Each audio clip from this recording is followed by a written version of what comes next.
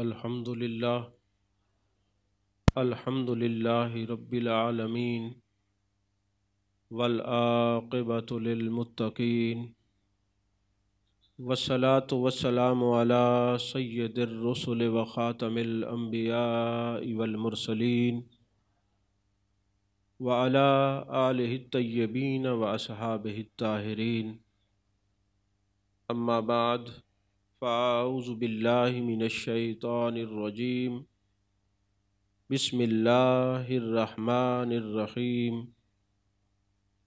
الا ان اولیاء اللہ لا خوف علیہم ولا هم یحزنون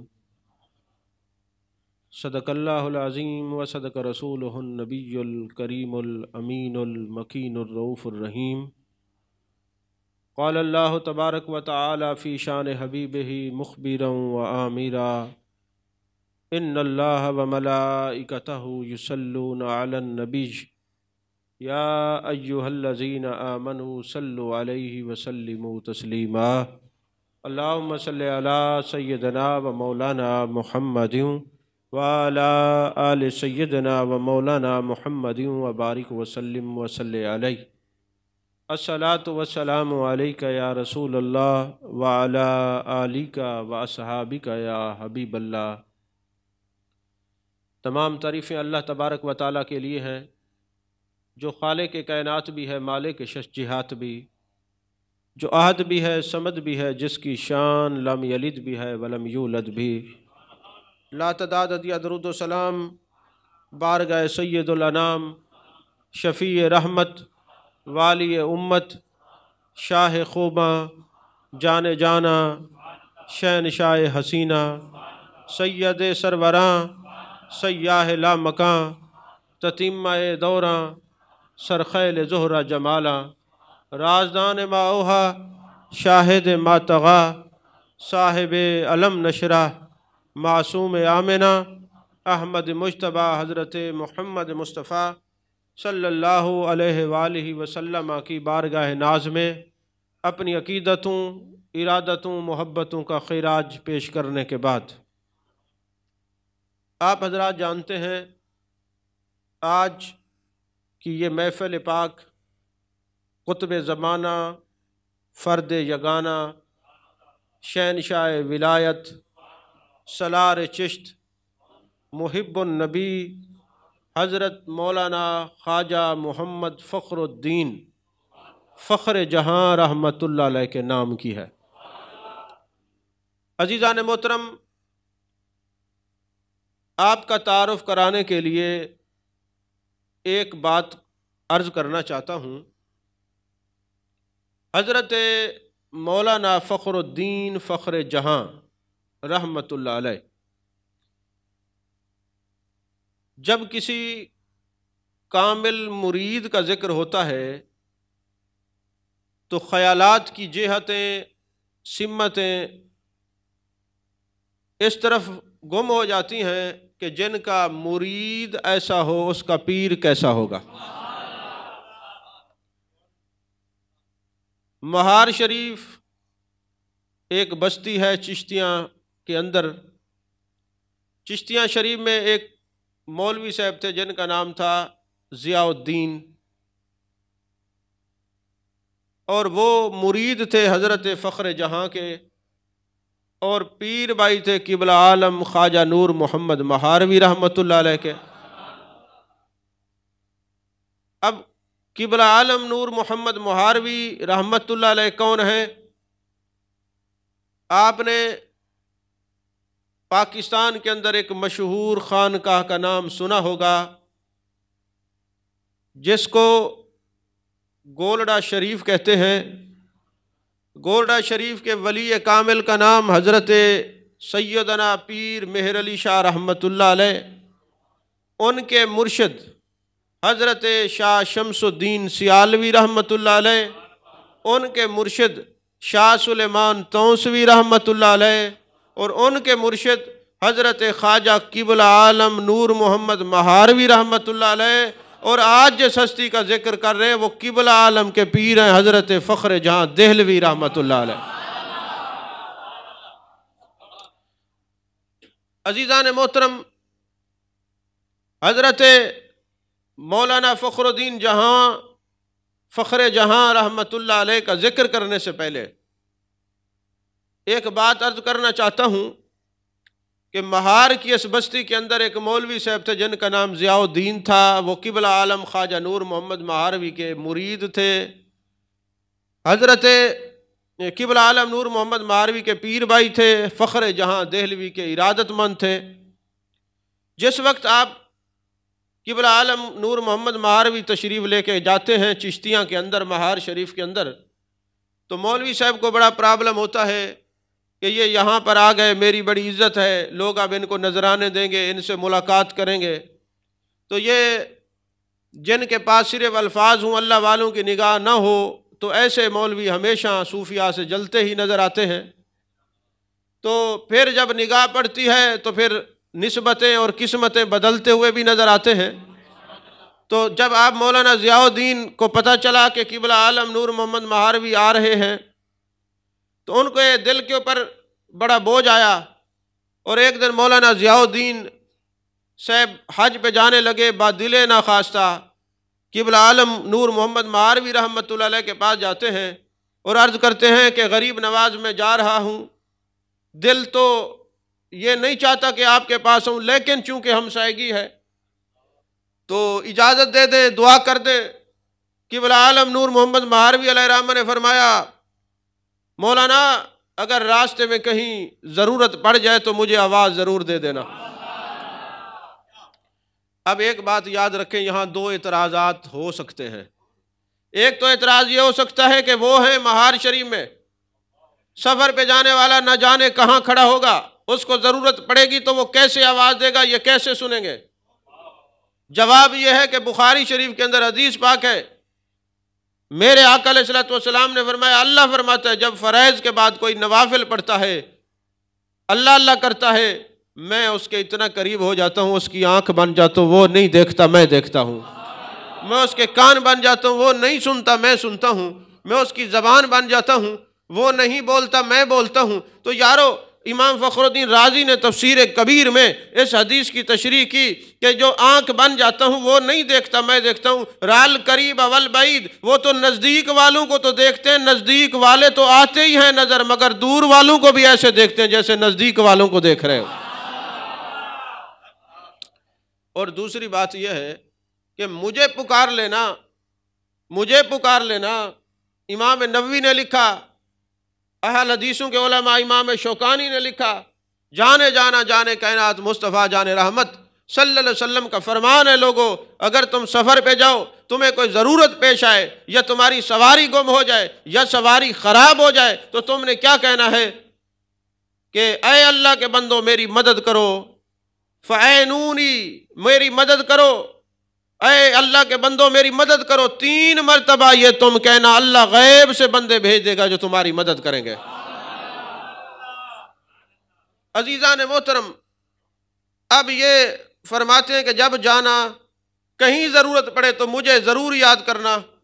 جب مولانا ضیاء الدین بحری جہاز میں بیٹھے، بحری جہاز ایک گھمن گھیری میں آ گیا، قریب تھا کہ ڈوب جاتا، وظیفے کام نہ آئے، موت کے عالم میں وظیفے بھول گئے، تو یاد آیا کہ قبلہ عالم نے کہا تھا کہ مجھے پکارنے کہتے، یا خواجہ نور محمد مہاروی امداد کن، اے نور محمد مہاروی میری مدد کرو۔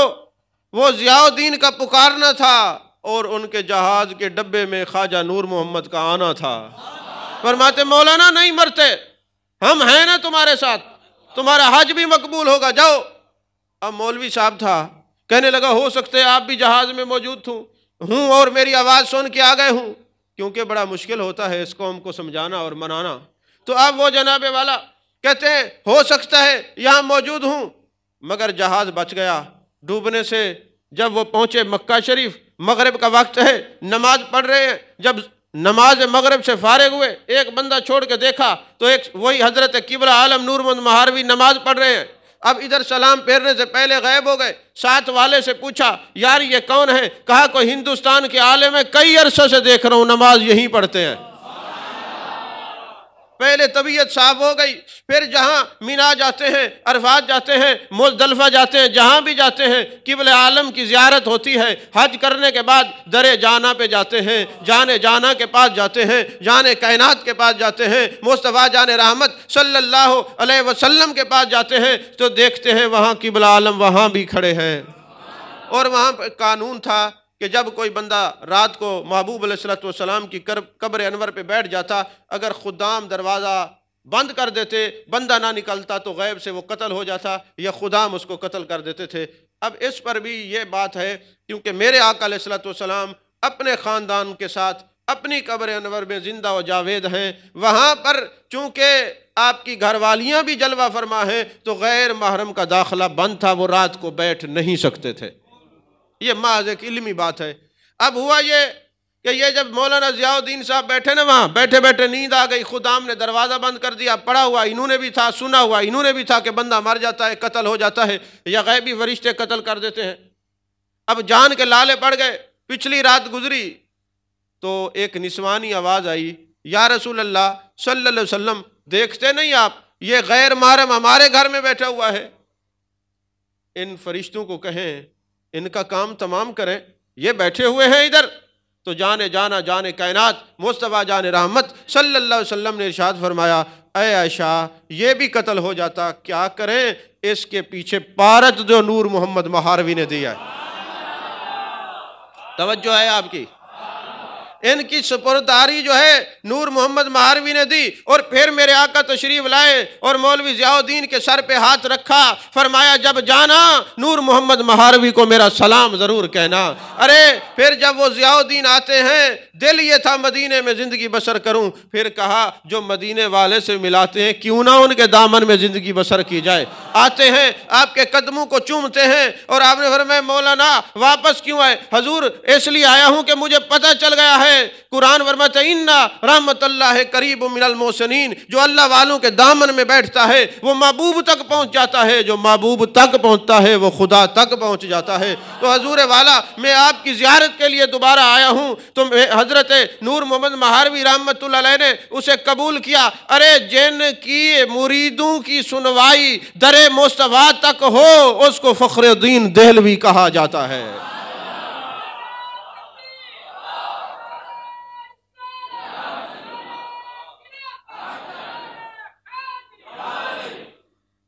عزیزان محترم، اس کو میں پیران پیر کہوں تو کسی کو کیا اعتراض ہو سکتا ہے؟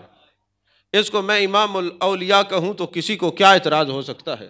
میں ان کو امام الاصفیاء امام الازکیاء کہوں تو کسی کو کیا اعتراض ہو سکتا ہے؟ جن کے دامن میں قبلہ عالم ہوں، جن کے دامن میں شمس الدین سیال ہوں، جن کے دامن میں پیر پٹھان ہوں، جن کے دامن میں قاضی محمد عاقل ہوں، جن کے دامن میں تاجدار گولڑا ہوں، جن کے دامن میں حافظ جمال اللہ ملتانی ہوں، ان کو پیران پیر نہ کہوں تو پھر کیا کہوں؟ ایسے نہیں، زور سے بولیے سبحان اللہ۔ عزیزان محترم، آپ 1126 ہجری 1717 عیسوی میں، جیسا اب جس کا 2023 چل رہا ہے، کو آپ اورنگ آباد دہلی دکن میں پیدا ہوئے۔ والد کا نام خواجہ نظام الدین اورنگ آبادی ہے، اور خواجہ نظام الدین اورنگ آبادی کوئی عام نہیں، وہ حضرت خواجہ کلیم اللہ جہاں آبادی کے مرید بھی ہیں اور خلیفہ بھی ہیں، چشتی نظامی سلسلے کے عظیم بزرگ ہیں۔ اور جس وقت آپ والد جو ہیں وہ حضرت شہاب الدین سہروردی کی اولاد میں سے حضرت صدیق اکبر کی اولاد سے ہیں، والدہ سیدہ ہیں، اور سید محمد گیس دراز رحمت اللہ علیہ کی اولاد میں سے ہیں۔ جب آپ دنیا میں تشریف لائے تو آپ کے والد گرامی علیہ رحمہ اپنے شیخ کی خدمت میں آپ کو لے گئے۔ شیخ نے اپنے کپڑے عطا فرمائے کہ ان کے اندر ان کو لپیٹ دو، یہ بہت بڑا ولی کامل ہوگا، اور ہزاروں لوگ ان کے دامن سے وابستہ ہو کر واصل باللہ ہو جائیں گے۔ اور محب النبی آپ کا لقب ہے، محب النبی۔ اس لقب کی وجہ یہ ہے کہ ایک شخص اجمیر شریف میں بیٹھا ہوا تھا، مراقب تھا، حضرت خواجہ غریب نواز کی خدمت میں بیٹھا ہوا تھا، تو حضرت خواجہ غریب نواز نے کہا سامنے جاؤ وہ دیکھو۔ جب دیکھا تو آپ کھڑے تھے، فرمائی یہ محب النبی ہے، ان کے پاس جاؤ دعا کراؤ تمہارا کام ہو جائے گا۔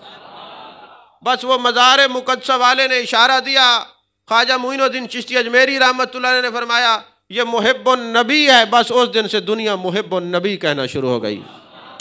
عزیزان محترم، 7 برس کی عمر میں اپنے والد گرامی کے قدم دبا رہے تھے۔ آج میں زیادہ کرامات پر زور نہیں دوں گا، آج زیادہ آپ کی تعلیمات کو بیان کروں گا۔ تو آپ اپنے والد گرامی علیہ رحمہ کے قدم دبا رہے تھے۔ قدم دباتے دباتے جب ظاہری آنکھ کھلی، ظاہری آنکھ بند ہوئی تو باطنی آنکھ کھلی، جانے جانا کی زیارت نصیب ہوئی۔ میرے آقا علیہ الصلوۃ والسلام کا دیدار ہوا۔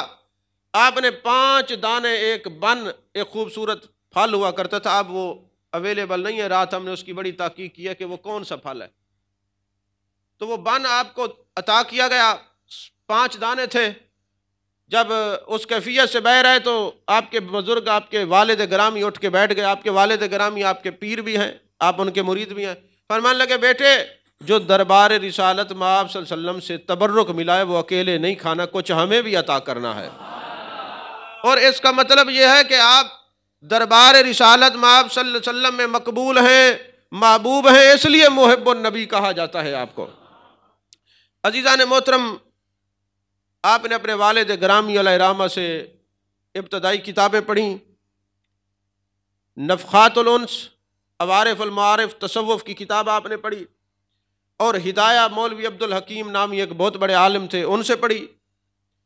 16 سال کی عمر میں آپ کے والد گرامی علیہ رحمہ کا وصال ہو گیا۔ سجادہ نشین آپ بنے، خلافت ملی، اجازت ملی، لیکن آپ نے لوگوں کو بیعت نہیں کیا، یہ آپ کی عاجزی اور انکساری تھی۔ تو آپ کے والد گرامی علیہ رحمہ کے ایک خلیفہ تھے، انہوں نے ایک دن آپ کو دیکھا اور فرمانے لگے اتنے بڑے باپ کے تم بیٹے ہو اور تم سلسلہ نہیں چلاتے۔ آپ نے فرمایا میں اس قابل نہیں ہوں، میرے لیے دعا کریں اللہ مجھے یہ درجہ دے۔ اب وہ خلیفہ نہ سمجھ تھا، اس کو کیا پتہ تھا کہ جو مکمل عالم ہو اور محب النبی کا لقب رکھنے والا ہو، جس کو جانے کائنات مصطفیٰ جان رحمت صلی اللہ علیہ وسلم سے بار بار زیارت نصیب ہو رہی ہو اور مختلف چیزیں محبوب عطا کر رہے ہیں، وہ عام کیسے ہو سکتا ہے؟ وہ خلیفہ عام تھا، لیکن یہ بارگاہ رسالت مآب میں خاص تھے۔ تو یاد رکھیں، جب کوئی عام بڑا بن کر کسی کے خاص کے لیے دعا کرتا ہے تو نعمتیں سلب ہو جاتی ہیں، اس لیے تصوف میں عاجزی سکھائی جاتی ہے۔ تو پیر بھائی نے کہا جناب میں آپ کے لیے دعا کرتا ہوں۔ آپ نے فرمایا ہاں میرے لیے دعا کریں، اللہ مجھے ایسا بنا دے کہ میں اپنے بزرگوں کی امانتوں کا صحیح امین ہو جاؤں۔ جیسے پیر بھائی نے دعا کے لیے ہاتھ اٹھائے، جو خلافت یا نعمت ولایت تھی سلب ہو گئی، اور ہاتف غیبی سے آواز آئی جو ایسا شخص ہو جو بارگاہ رسالت مآب صلی اللہ علیہ وسلم میں مقبول ہو، تم اس کے لیے دعا کرتے ہو تو نعمتیں سلب ہو جاتی ہیں۔ مسئلہ یہاں ایک معلوم ہوتا ہے کہ جو محبوب کی بارگاہ میں مقبول ہو، جو اس کے لیے دعا کے لیے ہاتھ اٹھائے تو نعمتیں سلب ہو جاتی ہیں، جو ان کی مخالفت کرے ان کے پاس کیا بچے گا؟ یہ ذرا آپ اپنے دماغ شریف پہ زور دے کے نا اس نکتے کو سمجھنے کی کوشش کریں۔ تو عزیزان محترم، پھر وہ مرید، وہ پیر بھائی آپ کے قدموں پہ گرتے، حضور مہربانی کریں، آپ مسکرائے، آپ نے پھر دعا کی تو ساری نعمتیں دوبارہ لوٹ آئیں۔ اس کے بعد آپ نے ارادہ کیا کہ میں اپنے شیخ کی مزار پہ بیٹھوں اور وہیں اللہ اللہ کروں، مخلوق خدا کی خدمت کروں۔ اب ایک جگہ پر بیٹھ گئے تو ایک رات آپ کے والد گرامی اور آپ کے مرشد کی آپ کو زیارت ہوئی۔ اچھا کمال یہ ہے، آپ جہاں بھی ذکر کرتے ہیں فرماتے ہیں شیخ من، پیر ماں، یہ نہیں کہتے میرے ابا جی۔ ان کو یہ بات معلوم ہو چکی تھی کہ باپ سمجھوں گا تو وراثت ملے گی، پیر سمجھوں گا تو فیض ملے گا۔ تو جن لوگوں نے اپنے شیخ کو باپ کہا ہے، پیر نہیں مانا، وہ آپ کے سامنے ذلیل ہوتے نظر آ رہے ہیں کئی جگہ پر، اور پتہ نہیں کب تک ہوتے رہیں گے۔ فیض پیر سے ملتا ہے، باپ سے نہیں۔ اگر باپ بھی ہو، پیر ہو، تو تب بھی سمجھا پیر ہی جائے گا، تاکہ شیخ کے جو امانات ان کے بزرگوں کی طرف سے فیوز و برکات ملتی ہوئی نظر آ رہی ہیں، ان پر عمل پیرا ہونا چاہیے۔ تو عزیزان محترم، شیخ کی زیارت ہوئی، فرماتے میرے پیر کا دیدار ہوا۔ آپ نے ایک شعر پڑھا، فرمایا شاہ اقلیم فکرم، بے خودی تخت روان من۔ ترجمہ کرتا ہوں، پریشان نہیں ہونا۔ شاہ اقلیم فکرم، بے خودی تخت روان من، نہ چوں فرہاد مزدورم نہ چوں مجنوں زمیندارم۔ فرماتے ہیں میں تو فقر کی ولایت کا بادشاہ ہوں، میرا بے خودی والا تخت ماہ پرواز ہے، نہ میں فرہاد جیسا طالب ہوں نہ مجنوں جیسا زمیندار ہوں۔ فرماتے ہیں بار بار میرے شیخ نے یہ کہا تو میں یہ سمجھا جو فرما رہے ہیں کہ جو فقر کا ولایت کا تاج جس کو مل جائے وہ ایک جگہ ٹھہرتا نہیں، پھر وہ چلتا رہتا ہے عشق مصطفیٰ کو پھیلانے کے لیے۔ میں یہ سمجھا میرے شیخ مجھے فرما رہے ہیں اب بیٹھنے کی ضرورت نہیں، جاؤ خانہ بخانہ در بدر خانہ بخانہ ہم جہاں میں تیری تصویر لیے پھرتے ہیں۔ عزیزان محترم، پھر جب آپ کے شیخ نے آپ کو فرمایا اب بیٹھنا نہیں، دین تبلیغ کے لیے آپ نے نکل پڑنا ہے۔ اور یہاں پہ یاد رکھیں کہ جب دین اسلام کی تبلیغ کی جاتی ہے، ایک ہے تبلیغ کی طریق، ایک ہے تبلیغ کی تاریخ۔ آپ جانتے ہیں کہ تبلیغ حضرت آدم علیہ السلام سے لے کر میرے آقا علیہ السلام سے لے کر خلفائے راشدین اور اہل بیت سے لے کر قیامت تک تبلیغ ہوتی رہے گی، لیکن تاریخ تو تبلیغ کی پرانی ہے، مگر طریق کیا ہے تبلیغ کا؟ ذرا آپ غور فرمائیں۔ کسی مکاتب فکر والے کو اس بات پہ کوئی اعتراض نہیں کہ جس وقت جانے کائنات مصطفیٰ جان رحمت صلی اللہ علیہ وسلم نے تبلیغ کی تو طریقہ کار کیا تھا؟ آپ نے سب سے پہلے دسترخوان بچھایا، لوگوں کو بلایا، کھانا کھلایا اور فرمایا لوگو تم نے مجھے کیسا پایا؟ ایسا ہے کہ نہیں؟ دسترخوان بچھایا، لوگوں کو بلایا، کھانا کھلایا اور پھر فرمایا لوگو تم نے مجھے کیسا پایا؟ جب انہوں نے کہا ہم نے آپ کو صادق اور امین پایا ہے تو فرمایا اب خدا کی بات بھی سن لو۔ نہیں سمجھ آئی بات میں نے کیا کہا ہے؟ لوگوں کو بلانا، دسترخوان بچھانا، اپنا آپ منوانا، پھر خدا کا رستہ بتانا، یہ سنت مصطفیٰ ہے صلی اللہ علیہ وسلم۔ یہ طریقہ تبلیغ ہے۔ یہ طریقہ اس وقت آپ کو اولیاء کی چوکھٹ پہ نظر آئے گا اور کہیں نظر نہیں آئے گا۔ کیوں؟ محبوب کی سنتوں کے صحیح امین ہیں یہی اولیاء۔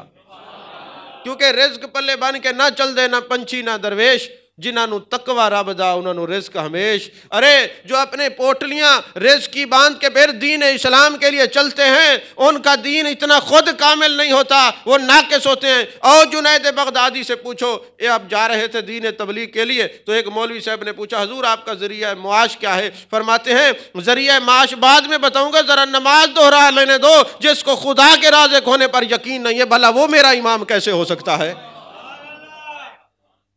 بھلا وہ میرا امام کیسے ہو سکتا ہے؟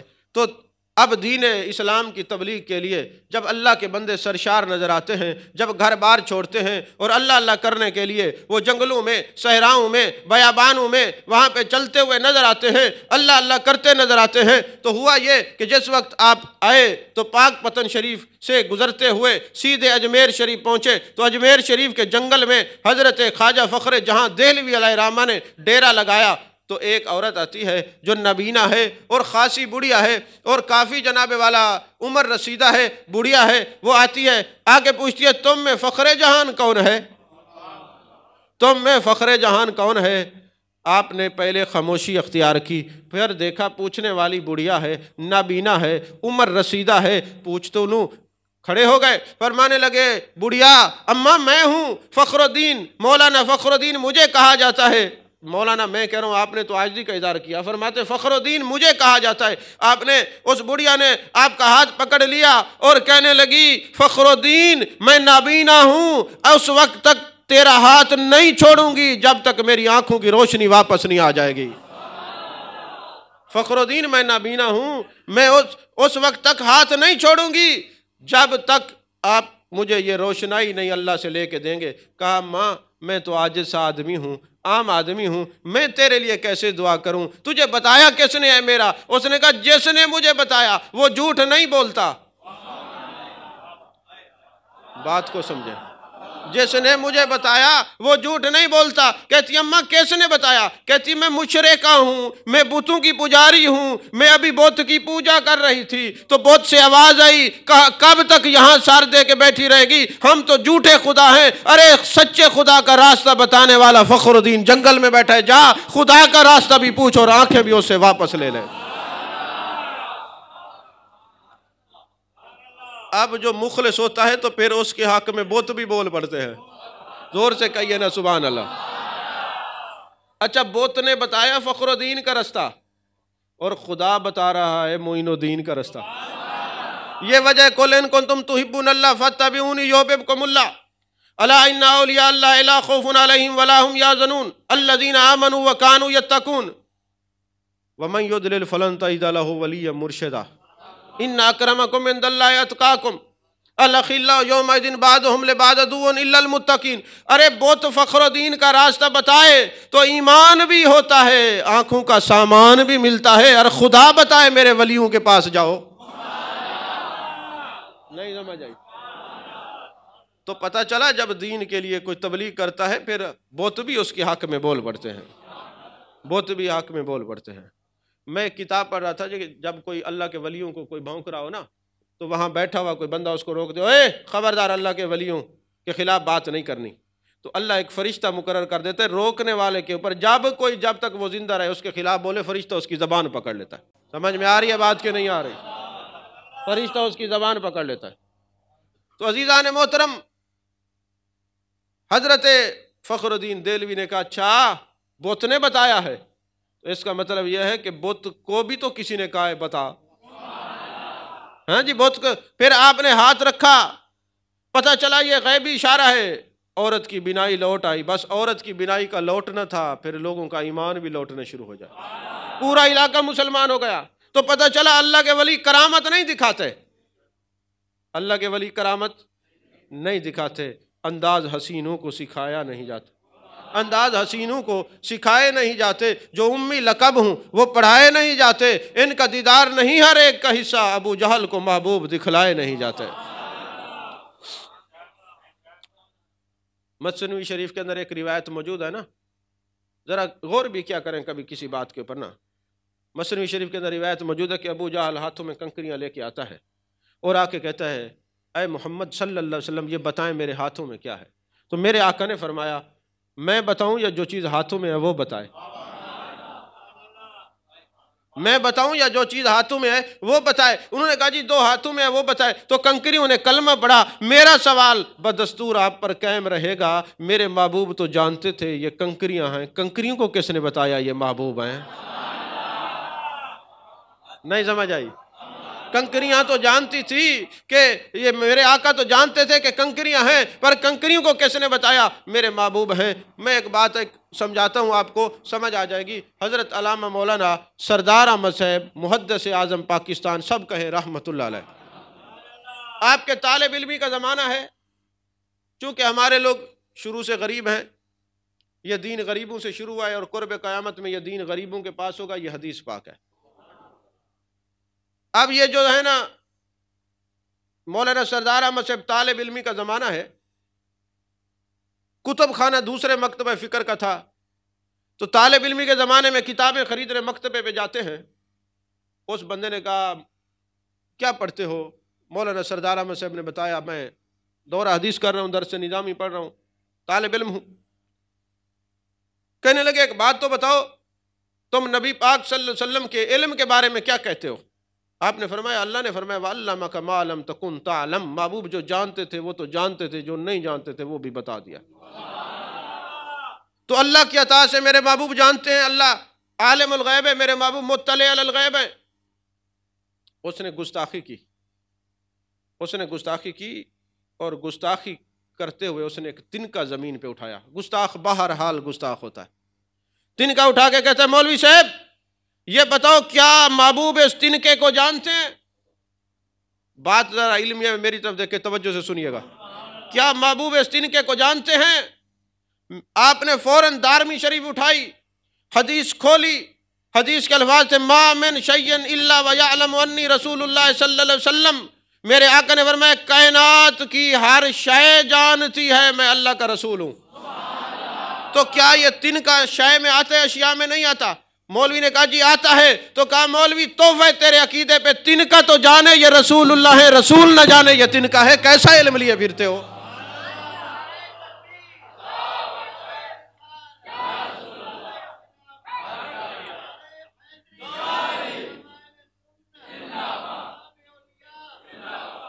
اتنی بڑی بات کی آپ بولے نہیں. بت محبوب کے نام پہ بول پڑتے تم, سامنے جو بت بیٹھے تم زور سے کہو سبحان اللہ. ایسے نہیں ہے, محبوب کی تعریف ہو تو چپ کر کے بیٹھے رہتے ہو. تو عزیزان محترم, فرمایا تن کا جانے یہ رسول ہیں اور رسول نہ جانے یہ تن کا ہے, یہ عقیدہ کہاں سے لیے پھرتے ہو؟ تو بت تو جانے یہ ولی ہے اور تم نہ جانو. نہیں سمجھ آئی بات؟ بت تو بتائیں یہ ولی ہیں اور تم نہ سمجھو. عزیزان محترم, پھر آپ بغداد شریف سے چلے, اجمیر پہنچے, اجمیر سے چلے پاک پتن شریف. یہاں کے سجادہ نشین نے آپ کا بڑا استقبال کیا. 1000 نفل پڑھتے تھے ڈیلی. اور وہاں پر آپ نے حضور بابا صاحب کے دامن میں پھر مدرسہ بنایا, وہاں لوگوں کو تعلیم دی. اور آپ کیا پڑھاتے تھے؟ بخاری اور مسلم شریف. گویا شیخ الحدیث بھی تھے. سمجھ میں آ رہی ہے بات کہ نہیں آ رہی؟ شیخ الحدیث بھی تھے. اور روزانہ اشراق کی نماز کے بعد عوارف المعارف کا اور ابن عربی کے کتابوں کا درس دیا کرتے تھے. اور منگل والے دن اور جمعے والے دن مثنوی شریف کا درس ہوتا تھا. یعنی آپ تصوف کی کتابوں کو تعلیم دیتے تھے, درس نظامی مروجہ تعلیم دیتے تھے. اور عالم یہ تھا, کتابوں سے محبت یہ تھی کہ قرضہ لے لے کر کتابیں خرید لیا کرتے تھے. قرضہ لے کر. جب آپ کا وصال ہونے لگا نا, تو جتنا آپ کے سر کے پر قرضہ تھا وہ کتابیں لینے کی وجہ سے تھا. پھر اللہ نے غیب کی مدد سے وہ اتار بھی دیا. تو کتابوں سے اتنی محبت تھی کہ عمدہ آپ کا کتب خانہ تھا. جب پتہ لگتا مارکیٹ میں کوئی نئی کتاب آئی ہے تو ادھار لے کر کتاب خرید لیتے تھے. یہ آپ کا ذوق تھا. اور حضرت نظام الدین اولیاء رحمۃ اللہ علیہ کی فوائد الفواد کو سینے سے لگا کے رکھتے تھے. یہ جو بالخصوص صوفیہ کرام بیٹھے ہوئے ہیں, ان کو میں یہ نصیحت کروں گا کہ یہ کتاب جو ہے نا فوائد الفواد, حضرت نظام الدین اولیاء رحمۃ اللہ کے ملفوظات, یہ ضرور پڑھیں. ان کے ملفوظات میں ایک بات بھی سنا دیتا ہوں. ویسے تو بہت کچھ ملے گا. یہ حوالہ اکثر علماء بات بیان کرتے ہیں, حوالہ نہیں دیتے, یہ اسی کتاب میں ہے. آدمی صاحب تو کو فائدہ تھی. ہوا یہ کہ میرے آقا کریم صلی اللہ علیہ وسلم تشریف فرما ہے. آپ نے پوچھا, فرمایا اے عائشہ مانگو, کیا مانگتی ہو؟ عرض کرنے لگی آقا اجازت دیں تو اپنے ابا جی سے مشورہ کر لوں. اجازت مل گئی. صدیقہ کائنات نے تاجدار صداقت سے پوچھا, ابا جان, جانے کائنات مصطفیٰ جان رحمت صلی اللہ علیہ وسلم نے ایسے فرمایا. فرمانے لگے اے عائشہ جب محبوب پوچھے نا تو آپ نے یہ عرض کرنی, آقا جب معراج پہ گئے تھے راز و نیاز کی باتیں ہوئی تھی, کوئی ایک بات تو بتا دے. ایک بات بتا, کوئی ایک بات. اب وہ وقت آیا, میرے آقا نے پھر پوچھا تو آپ مسکرائے. مسکرانے کی 2 وجوہات تھی. یہ سوال واقعی صدیق کا ہو سکتا ہے. میرے آقا نے فرمایا اے عائشہ اللہ نے مجھے فرمایا ہے جو کسی کی دل آزاری نہیں کرے گا میں اسے جنت میں بھیجوں گا, وہ جہنم میں نہیں جائے گا. جس نے کبھی زندگی میں کسی کی دل آزاری نہیں کی ہوگی وہ کہاں جائے گا؟ جنت میں. جب حضرت صدیق اکبر رضی اللہ تعالیٰ عنہ نے یہ بات سنی, آپ کی آنکھوں سے آنسو آ گئے. ابا جان خوشی کا مقام ہے, راز کی بات ملی ہے, آپ رو رہے ہیں. فرمانے لگے اے عائشہ جس کسی نے دل آزاری نہیں کی ہوگی وہ تو جنت میں جائے گا, تو جس نے دل آزاری کی ہوگی وہ کہاں جائے گا؟ نہیں سمجھ آئی؟ تو یہ کتاب تو صوفی بنا دیتی ہے. جب آپ اس کو پڑھیں گے تو آپ کو پتا جائے گا کہ دل آزاری کرنے والا جہنمی ہے, تو آپ دل آزاری نہیں کریں گے تو جنت میں جائیں گے. تو یہی تو تصوف ہے, اپنی اصلاح کا نام تصوف ہے. تو عزیزان محترم, محبوب علیہ السلام کی ذات سے اتنی محبت تھی, کھانا کھانے بیٹھتے ہیں تو فوراً کہتے ہیں میرے محبوب ایسے بیٹھا کرتے تھے. خوشبو لگاتے ہیں تو فرماتے میرے آقا کو خوشبو بڑی پسند تھی. یعنی ہر وقت محبوب علیہ السلام کی باتیں کرتے رہتے ہیں. تو کسی مرید نے کہا آقا کامیاب ہونے کا طریقہ تو بتائیں. اے میرے مرشد کریم, اے غریب النواز, کوئی طریقہ بتائیں. فرمایا بات سنو, محبوب کی سنتوں کو ترک نہ کرنا. خوشبو جو ہے محبوب کی سنت ہے, جو خوشبو لگاتا ہے غریب نہیں ہوتا. جو خوشبو لگاتا ہے وہ غریب نہیں ہوتا. درود شریف پڑھتے رہنا, مذہب حنفی پر قائم رہنا, اور تلاوت کلام مجید اور نماز کو نہ چھوڑنا.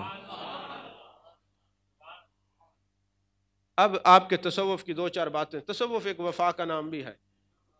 آپ کے آستانے کے اوپر ایک خاک روب تھا جو جھاڑو دیا کرتا تھا، اس کا نام پیر محمد تھا، اور پیرا پیرا اس کو کہتے تھے.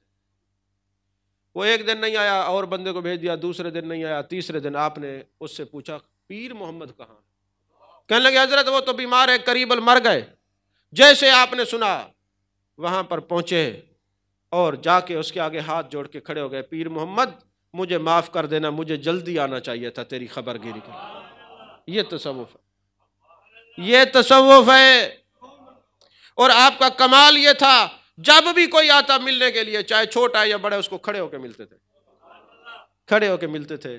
پھر آپ کے مریدوں نے اعتراض کیا کہ حضور والا ایسا نہ کیا کریں، وہ فلانا جو بندہ ہے وہ بڑا کمزور ہے، وہ فلانا ایسا ہے، آپ کھڑے ہو جاتے ہیں. خلیفے مشورے دیتے ہیں نا اکثر، یہ بربادی یہ خلیفے ہی کرتے ہیں اکثر. ایسے پیروں کو خصوصاً جو سجادہ نشین اور صاحبزادے ہوتے ہیں، ان کو یہ خلیفے ہی کام خراب کرتے ہیں. وہ جی دیکھیں جی فلاں کو آپ عزت کیوں دیتے ہیں، فلاں کے لیے پروٹوکول کیوں دیتے ہیں. تو جب آپ کے کسی خلیفے نے آپ سے سوال کیا حضور جو بھی آتے ہیں آپ کھڑے کیوں ہو جاتے ہیں، جو آپ انہوں نے بات بتائی ہے، اجازت ہو تو بتاؤں، عمل کرو گے کہ نہیں؟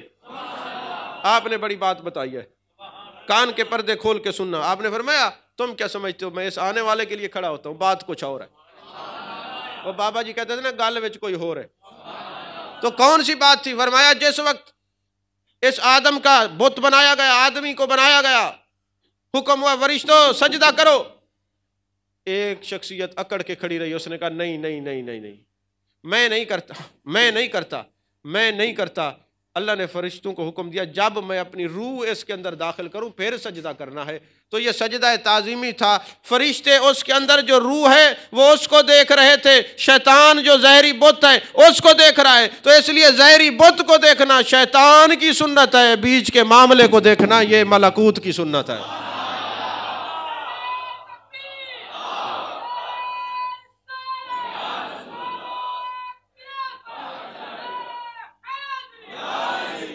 گرم رکھتے ہیں ملاقات بد و نیک سے ہم، تیرے ملنے کے لیے ملتے ہیں ہر ایک سے ہم. تیرے ملنے کے لیے ملتے ہیں ہر ایک سے ہم، تیرے ملنے کے لیے ملتے ہیں ہر ایک سے ہم. تو کوئی یہ نہ سمجھے صوفی مجبور ہوتا ہے، نہیں نہیں، وہ علم مصطفیٰ سے معمور ہوتا ہے، اس کو پتہ ہوتا ہے مخالفت کسی کی نہیں کرنی. ہم نے تو یہ دیکھنا ہے اس کے اندر کیا ہے. دل بے مدعا ہے میں نہیں ہوں، یہ جلوہ یار کا ہے میں نہیں ہوں، پتے کی بات کہتا ہوں سن پیارے تمہیں دھوکا ہوا ہے میں نہیں ہوں. تو یہ دھوکے میں پھر کے ظاہری وجود کو تکنے والوں صوفیاء کے دامن میں آؤ، وہ تمہیں حقیقت کے علم سے روشناس کر دیں. توجہ ہے آپ کی؟ آخر کوئی بات تو ہے نا. میرے محبوب نے فرمایا من لم یرحم صغیرنا ولم یوقر کبیرنا فلیس منا، جو چھوٹے سے شفقت نہ کرے، اپنے سے بڑے کا احترام نہ کرے، وہ مجھے میرا نہیں، وہ میرا نہیں، وہ میرا نہیں. تفسیر البیان میں ایک بات لکھی ہوئی ہے، ایک بندہ آیا محبوب علیہ السلام کی بارگاہ میں، عرض کرنے لگا حضور میرا رزق تنگ ہے دعا فرمائے. آپ نے فرمایا تو بے ادبی کی نیت سے کسی سفید داڑھی والے کے آگے چلا ہوگا. نہیں سمجھ آئی؟ پہلی امتوں میں جو اپنی سے سفید داڑھی والے بابے کو آگے سے چلتے زمین میں دھسا دیے جاتے تھے. روح البیان میں پڑھ لینا. اور آپ لوگ کیا کوشش کرتے ہیں؟ بابے ہوں ان کو دھکے مار کے پیچھے اور آگے جا کے خوش ہو کے بیٹھتے، پھر کہتے ہیں ہمارا رزق تنگ ہے. محبوب نے کیا فرمایا؟ مجھے لگتا یوں ہے کہ تم کسی سفید داڑھی والے کو بے ادبی کی نیت سے پشت کر کے چلے ہو، بے ادبی کی نیت سے. راستہ بتانے والے کے مسائل اور ہوتے ہیں. جیسے حضرت بلال کے بارے میں جنت میں پہلے جائیں گے، آقا آپ سے بھی پہلے. فرمایا ہاں میری سواری کی مہار جو پکڑی ہوئی ہوگی اس لیے پہلے جائیں. وہ اور بات ہے. عزیزان محترم، ایک مرتبہ ایسا ہوا کہ اچھا حسن اخلاق کے پیکر ایسے ہیں، ایک دن کچھ لوگ نا آپ کو قتل کرنے کے لیے آ گئے. محفل لگی ہوئی تھی، محفل سما ہو رہی تھی، قوالی بڑا سنتے تھے، قوالی میں رقص بھی ہوتا، وجد بھی ہوتا، سرور بھی ہوتی، ساری محفل ہوتی تھی. یہی ہوتا تھا جو آج کل نقیبی محفلوں میں ہوتا ہے. تو اب ہوا یہ کہ جناب والا محفل ہو رہی ہے تو کچھ لوگ آئے، ہاتھ کے اندر جو ہے انہوں نے چھری رکھی ہوئی ہے اور آپ کو قتل کرنا چاہا. جیسے آگے بڑھے نا تو آپ کے ایک مرید نے اس قاتل کا ہاتھ پکڑ لیا، آپ کی جیسے نظر پڑی مرید کو فرمایا چھوڑ دو، اس کے سامنے لیٹ گئے، فرمایا آؤ اپنا کام کر لو، آؤ اپنا کام کر لو۔ بس اس اخلاق کو دیکھ کر نا وہ تائب ہو گیا اور اپنے ساتھیوں کو لے آیا، فرمایا دیکھو، اور کہنے لگے بات دراصل یہ ہے کہ جب ہر فعل کا فاعل حقیقی اللہ ہے تو یہ مجھے کیسے قتل کر سکتا ہے؟ سر دوستاں سلامت کے تو خنجر آزمائی۔ اگلے دن مجھے ایک علامہ صاحب کی کال آئی، کہتے حضرت ایک بات مجھے سمجھ نہیں آ رہی، ذرا روشنی ڈالے۔ میں کہ جی، کہتے جب جانے جانا جانے کائنات مصطفیٰ جان رحمت صلی اللہ علیہ وسلم حج پہ گئے تو آپ نے اپنے ہاتھ مبارک سے نا کچھ جانوروں کو ذبح کیا، تو جانور لین لگ گئے، ہر جانور کی خواہش تھی کہ محبوب کے ہاتھوں ذبح ہو جاؤں۔ آخر اتنا وہ خواہش کیوں کر رہے تھے؟ آپ نے 65 یا 63 روایات ہیں جانور ذبح کیے، باقی حکم دیا ہے علی آپ ذبح کر لیں۔ تو یہ سوال یہ پیدا ہوتا ہے کہ جانور بھاگ بھاگ کے محبوب کے ہاتھوں کیوں ذبح ہونا چاہتے ہیں، قربان ہونا چاہتے ہیں؟ مجھے وجہ سمجھ نہیں آ رہی، بڑی حدیثیں پڑھی ہیں، محدثین نے اس کی شرح نہیں کی، ذرا بتائیں تو صحیح وجہ کیا ہے؟ میں نے کہا وجہ یہ ہے کہ جن کو آپ نے ذبح کیے آج 1450 سال بعد بھی آج بھی آپ اس کا نام لے رہے ہیں۔ نہیں سمجھ آئی؟ تو ان کو پتا تھا کہ جب یار کے ہاتھ لگیں گے پھر مٹے گے نہیں۔ یہی وجہ ہے کہ بت خانے کے اندر یہی وجہ ہے کہ بیت اللہ کے اندر جو بت اتارے ہیں تو آپ نے فرمایا اے علی آپ اتاریں، کیوں؟ میرا ہاتھ لگے گا تو میں تو رحمت للعالمین ہوں۔ اس وجہ کو چلیں یوں سمجھیں آپ کہ ایک دفعہ ایسا ہوا صبح کی نماز کے وقت مولا علی کرم اللہ وجہ الکریم تشریف فرما ہے، باب العلم جلوہ گر ہیں، تو آپ نے میرے آقا علیہ الصلوۃ والسلام نے فرمایا اے علی لوگوں کو نماز کے لیے اٹھا دو۔ یا رسول اللہ صلی اللہ علیہ وسلم آپ نیکی میں سبقت لے جاتے ہیں، آپ نے خود کیوں نہیں اٹھایا؟ فرمایا بات یہ ہے کہ اگر میں اٹھاؤں گا نیند کے عالم میں انکار کر دیں گے، کافر ہو جائیں گے۔ نہیں سمجھے؟ یہ نکتے سمجھا کریں۔ اچھا آپ جب مسند ابو یعلا اٹھاتے ہیں، کتب حدیث پڑھتے ہیں، یا مسلم شریف آپ اٹھاتے ہیں تو آپ ایک بات بار بار کرتے ہیں، یار ایک درخت کھڑا تھا وہ اپنی جناب والا جگہ سے ہلا اور محبوب کی بارگاہ میں آیا، جھکا، چلا گیا، اور لوگوں نے پوچھا، صحابہ نے پوچھا یا رسول اللہ صلی اللہ علیہ وسلم یہ کیا کہہ رہا تھا؟ میرے آقا نے فرمایا اس نے اللہ سے اجازت مانگی ہے، اے اللہ اجازت دے تیرے یار کو جا کے سلام کراؤں۔ تو یہ سلام کرنے کی اجازت مانگ رہا تھا۔ تو میں نے کہا درخت پتہ نہیں کتنے ہوں گے جو محبوب کے زمانے میں ہوں گے، اس حدیث میں اس ایک درخت کا ذکر کیوں ہے؟ کہا بات یہ سلام کرنے والے مٹتے نہیں ہیں، قیامت تک ان کا ذکر باقی رہتا ہے۔ سلام کرنے والے مٹتے نہیں ہیں، قیامت تک ذکر باقی رہتا ہے۔ توجہ ہے آپ کی کہ نہیں؟ تو عزیزان محترم، ایک مرتبہ ایک چور آیا، آپ کی لائبریری سے کتابیں اٹھا کے لے گیا۔ خیر چھوٹے سے کام ہم سے بھی ہو جاتے ہیں کیونکہ لوگوں کو نہیں پتا کہ ادھر سارے کیمرے لگے ہوئے ہیں ہر طرف۔ تو ایک علامہ صاحب آئے، انہوں نے تھیلے کے اندر ادھر سے بھی ایک دفعہ کتابیں اٹھائی۔ ہم نے کہا بھائی کتابیں بڑی قیمتی ہیں، آپ جو اٹھا کے گئے مہربانی کریں واپس کرنے کا۔ حضرت قسم سے میں نے نہیں اٹھایا۔ میں نے کہا آپ شرمندہ ہوں گے، مہربانی کریں کتابیں دکھا دیں۔ کہتے نہیں نہیں نہیں میں نے نہیں اٹھایا، قسم اٹھا لی۔ جب میں نے اس کو وہ ویڈیو دکھائی نا، میں نے کہا ہم اکیلے بیٹھے، بندہ کوئی تیسرا نہیں ہے، تو مہربانی کریں واپس کر دیں۔ ان کو کیا پتا اب یہ جو ریکارڈنگ ابھی یہ بھی آپ کی ریکارڈنگ بھی لائیو چل رہی ہے، کیمرے لگے ہوئے ہیں، لائبریری میں کیمرے، ہر جگہ کیمرے۔ تو بات یہ ہے کہ کیمرے کی آنکھ سے ڈرتے ہیں، جو خدا دیکھ رہا ہے اس سے نہیں ڈرتے، اس سے نہیں۔ یہی وجہ ہے کہ کہا جاتا ہے کیمرے کی آنکھ آپ کو دیکھ رہی ہے، کیمرے کی آنکھ ڈر جاتے ہیں، تو خدا بھی تو دیکھ رہا ہے، بے ان اللہ یرا، دیکھ رہا ہے، وہ تو دیکھ، تمہارا رب دیکھ رہا ہے۔ تو آپ کے پاس بھی ایسا ہوا کہ کتابیں چوری کرنے والا، چونکہ کیمرے تھے نہیں اس وقت، مرید پکڑ لیتے، خلیفے پکڑ لیتے، لیکن وہ کتابیں چوری کر کے چلا گیا اور پھر آیا بیچنے کے لیے۔ پتہ تھا کہ کتابوں سے محبت ہے، آپ نے پہچان لیا میری کتابیں ہیں، پھر بھی قیمت دے کے اسے خرید لی، اس کو کچھ نہیں کہا۔ اب کیا کریں، 80 جلدوں میں ایک کتاب ہے، ایک بھی چلی گئی تو باقی تو جو ہے نا 79 جلدیں گئیں، 120 جلدوں کا سیٹ ہے، ایک بھی کوئی گیا تو ختم، یہ بھی مجبوری ہے۔ تو بہرحال اخلاقیات کے پیکر ایسے ہیں۔ آخری بات سنا کے بات کو ختم کر رہا ہوں کیونکہ وقت بھی ختم ہو گیا ہے۔ وہ مختصر وقت ہوتے ابھی تمہید باندھتے ہیں، اور پھر ہر سال چونکہ بزرگوں کے عرس ہوتے ہیں تو جو مواد بچ جاتا ہے پھر بیان کرتے ہیں۔ ایک مرتبہ ایسا ہوا کچھ لوگ آپ کو قتل کرنے کے لیے آئے، تلواریں لے کے بیٹھے تھے، قوالی شروع ہوگی تو آپ کو ذبح کر دیں گے، لیکن ان کو کیا پتا کہ ذبح ہو جائیں گے۔ اس سما کے اندر جب آپ نے نظر ڈالی سارے اٹھ کے ماہ رقص ہو گئے، اور آپ کے کمال یہ تھا کہ قوالی میں جب بھی آپ پر کیفیت آ رہی ہوتی، جس پر بھی نگاہ ڈالتے اس کو محو رقص کر دیتے تھے۔ تو یہ تو ان کا ایک تصوف کا ایک معاملہ ہے اپنا۔ اب لوگوں کو کہاں سمجھ آتی ہے؟ وہ تو اس وقت سمجھ آتی ہے جب کوئی مشاہدہ کرانے والا اس کو بتائے کہ کیا اعتراض کیسے کیے جاتے ہیں۔ لیکن ہوا یہ کہ بہادر شاہ ظفر بھی آپ کے ہاتھ پر بیعت ہے۔ اکبر بادشاہ، یہ محمد اکبر شاہ اور بہادر شاہ، یہ آپ کے ہاتھ پر بیعت ہیں۔ بہادر شاہ ظفر نے آپ کے نام کے بڑے قصیدے لکھے ہیں۔ تو ایک مرتبہ ایسا ہوا کہ پتہ چلا، کسی نے کہا کہ حضور یہ ہمارے علاقے سے تھوڑا جو علاقہ ہے نا، وہاں پہ طوائفیں رہتی ہیں، عورتیں رہتی ہیں، اور انہوں نے بدکاری کے اڈے چلائے ہوئے ہیں۔ اب ولی کا کام صرف یہ نہیں ہے کہ تسبیح کھڑکانا، برائی کو روکنا بھی ولایت کے ذمہ داری میں سے ہے۔ تو آپ نے فرمایا اچھا چلو مجھے لے چلو وہاں۔ انہوں نے کہا جی پورا بازار بنا ہے، پورا محلہ ہی بدکار عورتوں کا ہے۔ فرمایا کوئی بات نہیں، لے چلو۔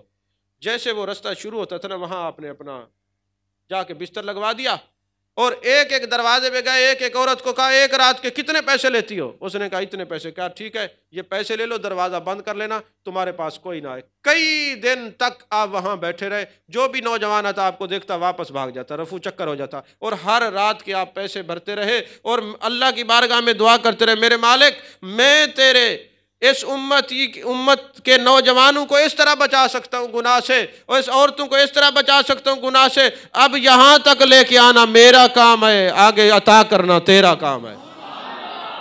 اور میں پڑھ رہا تھا کہ وہ طوائفیں پھر انہوں نے ایسی توبہ کی کہ جانے جانا کی زیارت ان کو ہوا کرتی تھی۔ ان میں سے کئی اپنے وقت کی ولیہ بنی ہیں صرف اس عمل سے کہ دیکھو یہ آ کے بیٹھ گئے ہیں تاکہ جو بھی مجھے دیکھے گا واپس چلا جائے گا۔ عزیزان محترم، 27 جمادی الثانی 1199 ہجری کو 73 سال کی عمر میں آپ کا وصال ہوا، اور آپ کثرت سے لوگوں کو آپ نے مسلمان کیا ہے۔ جس علاقے میں جاتے تھے لوگ مسلمان ہوتے تھے۔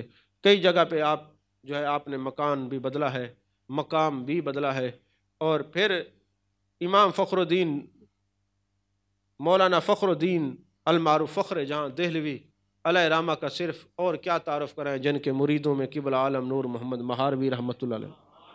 یہ اس وقت جو سلسلہ چشتیہ نظامیہ آپ کو پاکستان میں نظر آ رہا ہے، ان سب کے پیر ہیں حضرت مولانا فخر الدین فخر جہاں دہلوی رحمۃ اللہ علیہ۔ اور ہم ان اولیاء اللہ کا ہر جمعہ ذکر اس لیے کرتے ہیں کہ قرآن کہتا ہے الاخلاء یومئذ بعضهم لبعض عدو الا المتقین، قیامت والے دن سارے رشتے دشمنی میں بدل جائیں گے، وہاں ان لوگوں کا رشتہ کام آئے گا۔ اور قرآن کہتے ہیں تو میرا ذکر کر میں تیرا ذکر کروں گا۔ اور یہ جو اللہ والے ہیں نا، جب ان کا کہیں ذکر ہوتا ہے تو فرشتے کہتے ہیں اے اللہ والو فلاں جگہ تمہیں لوگ تمہارا بیٹھے ہوئے ہیں، تمہارا ذکر کر رہے ہیں، تمہاری محبت میں بیٹھے ہوئے ہیں۔ تو آج ہم ان کا ذکر کرتے ہیں، ہمیں یہ یقین ہے اور قرآن و حدیث سے یہ ثبوت موجود ہیں کہ قیامت والے دن یہ ہمارا خیال کریں گے۔ آمین۔ وآخر دعوانا ان الحمد للہ رب العالمین۔